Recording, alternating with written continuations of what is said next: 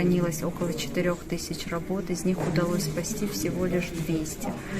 На сегодняшний день по поручению Ольги Борисовны Любимовой, министра культуры Российской Федерации, к нам прибыла делегация из 17 человек. Это представители, специалисты, реставраторы из Третьяковской галереи, Русского музея. На данный момент они приступили к осмотру уцелевших работ и оценивают первостепенные задачи, которые нужно произвести в первые дни после их спасения.